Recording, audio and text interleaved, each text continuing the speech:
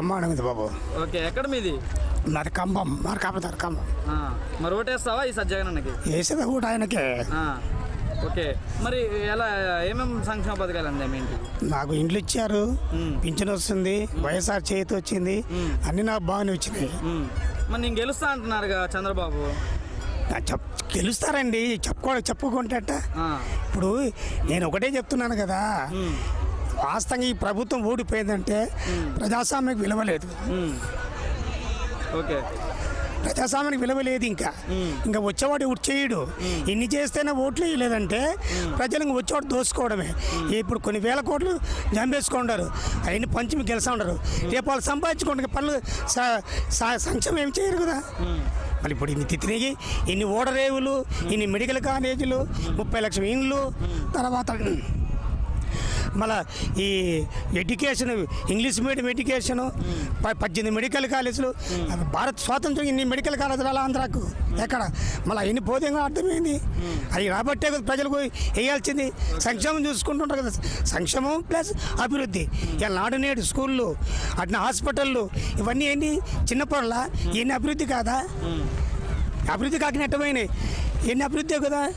ఇప్పుడు English medium school కట్టే అభివృద్ధి, ఈ సచివాలయాలు ఇలా కనీసం గవర్నమెంట్ ఇలా ఈ పైన గవర్నమెంట్ అని గవర్నమెంట్ ప్రైవేట్కి అమ్ముకొని గవర్నమెంట్ ఉద్యోగాలు లేకుండా చేసినాయి. ఈయన సృష్టించి ఇలా సచివాలయ ఉద్యోగాలు ఇచ్చాడు. గ్రూప్ 2 ఉద్యోగం అంటే అర్థమా? ఇంకంతకంటే డెవలప్మెంట్, ఇంకంతకంటే ఉద్యోగం ఎక్కడ విడిస్తే ఎక్కడి నుంచి వస్తాయి ఉద్యోగాలు చెప్పండి?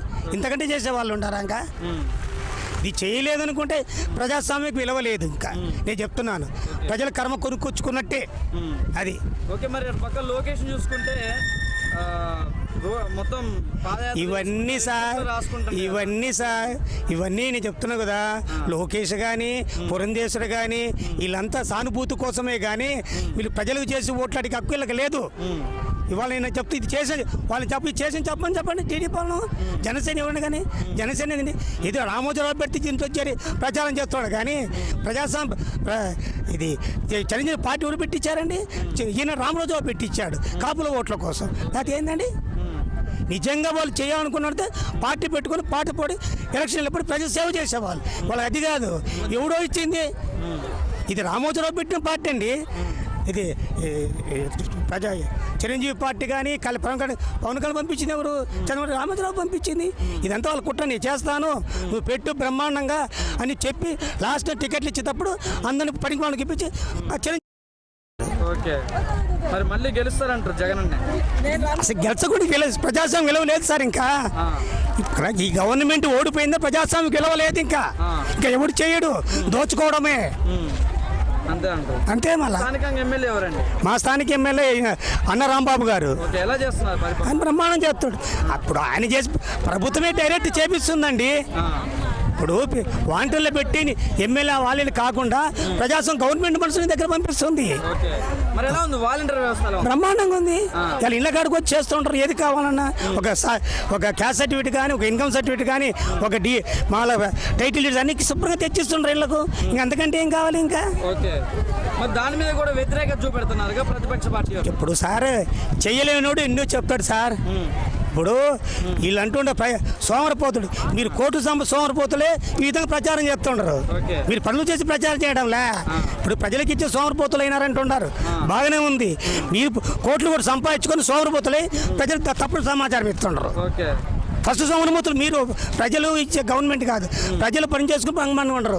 సోమరపోతులు మీరయ్యారు. కోట్లు సంపాదించుకొని ఆ వచ్చిన బడ్జెట్లో రామోజీరావు కొంత వీళ్ళంతా పంచుకొని ఎమ్మెల్యేలు, మినిస్టర్లు కోటీసులు అయ్యారండి.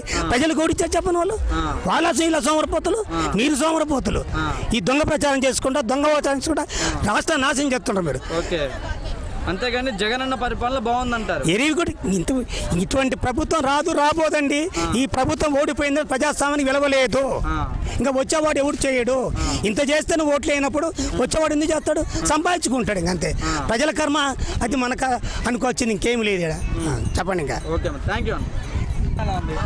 జగనన్న పాలన సూపర్. మా జగనన్న లేనిదే మేము లేము. జగనన్న మాకు ఇస్తున్నాడు, ఇల్లు స్థలాలు ఇస్తున్నాడని ఎంతో మంది వచ్చాము మేము, పిల్లలు తల్లులు అందరూ వచ్చాము. మా జగనన్న ఇది నిల్చోబెట్టుకుంటే ఎంతో మెజార్టీతో వస్తాడు. మా జగనన్న పరిపాలన సూపర్. ఓకే, మళ్ళీ వేస్తారా ఓటు మరి? వేస్తాము, మా జగనన్నకే వేస్తాం ఓటు. ఓకే, మా జగనన్న అభిమానం ఎందుకు జగనన్న అంటే మీకు? మాకు జగనన్న అంటేనే అభిమానం. రాజన్న కాడి నుంచే ఇది మాకుందే, ఫస్ట్ నుంచే మాకు జగనన్న అంటే రాజన్న అంటేనే మాకు పరిపాలన. ఓకే, మరి ఇటు పక్క చూసుకుంటే మైనారిటీస్ ని మోసం చేస్తుండే జగన్, వాళ్ళకి అన్యాయం చేస్తాడు. అన్ని వస్తూనే ఉన్నాయి కదా, మోసం ఏం చేశాడు? మాకు అన్ని వస్తున్నాయి కదా. చంద్రబాబు నాయుడు అంటుండగా మిమ్మల్ని మోసం చేస్తున్నాడు. ముందు చెప్తా ఉంటారు, ఇది లోకం కదా, చెప్తా ఉంటారు. వాళ్ళు చెప్పింది అన్ని జరగవు కదా. మా జగనన్న అన్ని ఇచ్చాడు, మాకు అన్ని పథకాలు ఇచ్చాడు ఆడవాళ్ళకి. ఆయన గురించి మేము అందరం బయటకు వచ్చాము, మాకు అన్ని జరుగుతున్నాయి. మరి ఈసారి మైనారిటీస్ ఓట్లని నాకేం పవన్ కళ్యాణ్ అంటున్నాడు కదా. పవన్ కళ్యాణ్ అట్లాగే చెప్పుకుంటున్నాడు. పవన్ కళ్యాణ్ వాళ్ళకి అసలు సిగ్గు సరం ఏమీ లేదు. అన్నయ్య ఏమో ఇటు వచ్చాడు, తమ్ముడేమో అటు పోయాడు. అది వాళ్ళకి అసలు లేనే లేదు. వాళ్ళే మన జగన్ అన్నకే మేము వేసేది ఓటు. మా జగన్ అన్నే మాకు పరిపాలన, ఏదైనా కానీ మా జగన్ అన్నకే. లోకేష్ పరిస్థితి ఎలా ఉందమ్మా? తిరుగుతాను కదా రెడ్ బుక్ పట్టుకొని. తిరగని లోకేష్ అంటే వాళ్ళ కోసం వాళ్ళు తిరుగుతున్నారు, మన కోసం అయితే తిరగటం లేదు కదా. వాళ్ళకు ఉంటది, మనది మాకే ఉంటది. ప్రజల కోసమే తిరుగుతానంటాను కదా లోకేష్. చెప్తా ఉంటారు చేసే తప్పులన్నీ రెడ్ బుక్ లో రాసుకుంటున్నాను. జగన్ అన్న చెప్తున్నాడని తప్పులని ఆయన చెప్తే అయిపోతుందా ఏంటి? ప్రజలు ఉండాలా, ప్రజల్లో ఎవరికి వచ్చి మాట్లాడమని చెప్పు. జగన్ అన్న చేసే తప్పని, జగన్ అన్న చేసే తప్పు అని చెప్పి నిరూపించమను. మా జగన్ అన్నే కరెక్ట్ మాకు. ఓకే, మరి మైనారిటీస్ న్యాయం జరుగుతుంది? న్యాయం మాకు ఆడవాళ్ళకి అందరికీ న్యాయం చేశాడు, న్యాయం చేయకుండా అయితే లేదు. ఓకే, మీది ఎక్కడమ్మా? మాది ఒంగోలు. ఓకే, మరి బాలినేని శ్రీనివాస్ గారు ఎలా చేశారమ్మా? మా శ్రీనివాస్ అన్నతోటి నేను వాసన్నతోటి తిరిగినప్పుడు పరిపాలన నేను అన్నతోటే తిరిగాను, నేను అన్నతోటే ఉన్నాను. జగన్ అన్న వాళ్ళ ఇంటికి కూడా వెళ్ళా, షర్మిల అమ్మతోటి కూడా నేను పాదయాత్ర చేశాను. నాకైతే వాసన్న వాళ్ళు కూడా మాకు న్యాయమే చేశారు. ఓకే, మరి షర్మిల అంటుంది సొంత చెల్లికి న్యాయం చేయలేదు, ఆంధ్రప్రదేశ్ మహిళలకు ఏం న్యాయం చేస్తారంటుందిగా.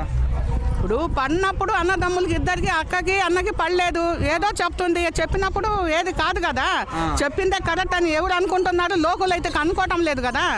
ఆమె ఏందో అడుగుతుంది, వాళ్ళు ఆస్తి గొడవలు అంటున్నారు, అంత మించి ఏమీ లేదు. ఓకే, మరి ఈసారి ఎన్ని సీట్లు వచ్చే అవకాశాలు ఉన్నాయి జగన్? మా జగన్ అన్నే వస్తాడు, ఫస్ట్ క్లాస్గా ఫస్ట్ ఆయన ఎన్నో సీట్లతో మెజార్టీతో వస్తాడు. మరి ఇక్కడ మన స్థానిక ఎమ్మెల్యే ఎంత మెజారిటీ వస్తుంది అనుకుంటున్నారు శ్రీనివాస్ గారికి?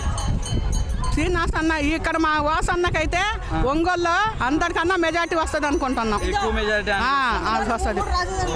ఇప్పుడు మా జగన్ అన్న వస్తే 3 రాజధానులు చేస్తాడని చెప్పి మేము నమ్మకంగా ఉన్నాము, కావాలి అనుకుంటున్నాము. బాగానే ఉంది. ఓకే, ఎక్కడి నుంచి వచ్చారు మీరు? ఒంగోలు నుంచి వచ్చాం. ఓకే, మరి ఈసారి ఎన్ని సీట్లు వస్తాయి అనుకుంటారు జగన్ అన్నకి? 175కి.